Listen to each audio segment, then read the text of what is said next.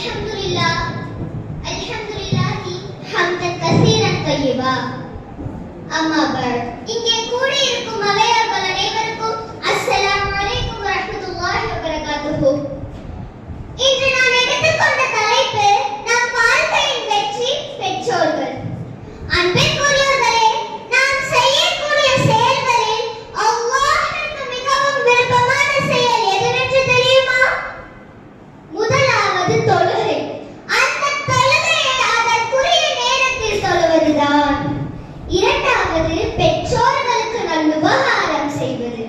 அதற்கு பிறகுதான் ஜிஹாத் செய்வது. தொழுகைக்கு அடுத்தபடியாக அல்லாஹ்விற்கு மிகவும் விருப்பமான செயல் எதுவென்றால் அது நம் பெற்றோர்களிடம் நல்ல முறையில் நடந்து கொள்வதுதான். நாம் நம் பெற்றோர்களுக்கு நன்றி செலுத்தக்கூடியவர்களாக இருக்க வேண்டும். இது அல்லாஹ் நமக்கிட்ட கட்டளை. அல்லாஹ்வின் கட்டளையை மறுப்பதோ அதற்கு மாறு செய்வதோ ஹராம்.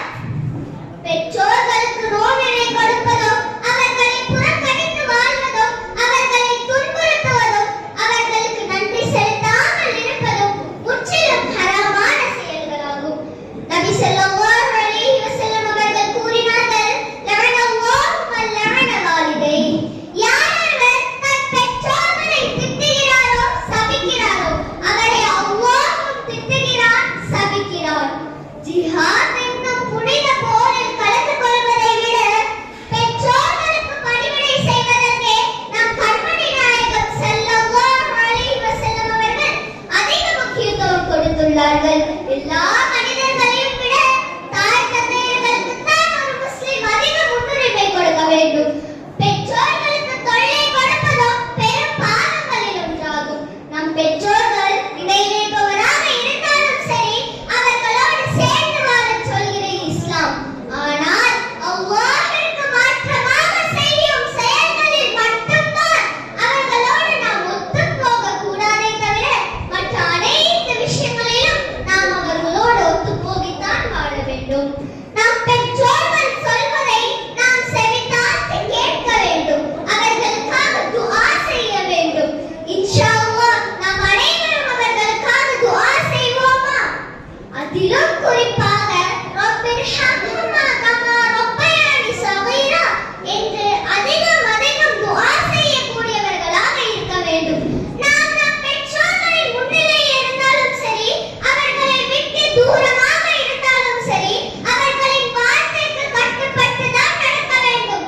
அவ்வாறு பெற்றோர்களின் வார்த்தைக்கு கட்டுப்பட்டு நடப்பவர்கள் வாழ்வில் பெரும் அந்தஸ்தை அடைவார்கள் என்பதற்கு நம் வரலாற்றில் ஏராளமான சான்றுகள் உள்ளது. நமது தேசத்தந்தை மோகன்தாஸ் கரம்சந்த் காந்தி அவர்கள் தங்களது இளம் வயதிலேயே மேற்படிப்பிற்காக வெளிநாட்டிற்கு செல்வதற்கு தயாராகிக் கொண்டிருந்தார்கள். தன் மகன் வெளிநாட்டிற்கு செல்வதில் காந்தி அவர்களின் தாயார் புத்லிபாய் அவர்களுக்கு விருப்பமே இல்லை. எங்கே தன் மகன் வெளிநாட்டிற்கு சென்று மாது என்று கெட்டுப் போய் விடுவாரோ என்று பயம் புத்லிபாய் அவர்களுக்கு இருந்தது.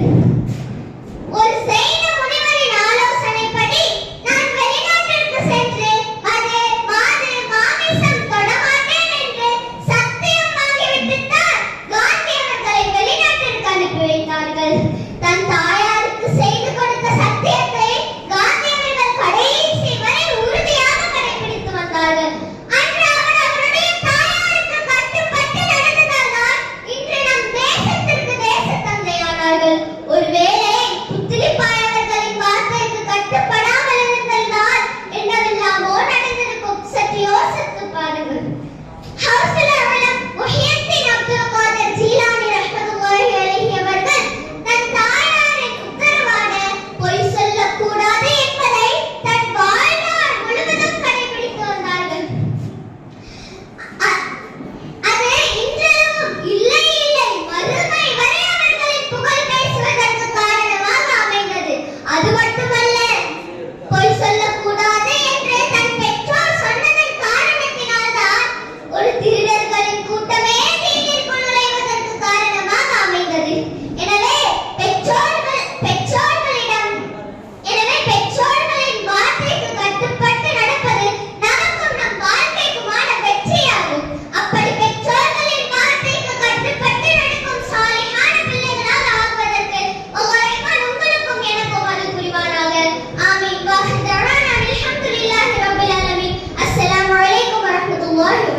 Waalaikumsalam warahmatullahi wabarakatuh.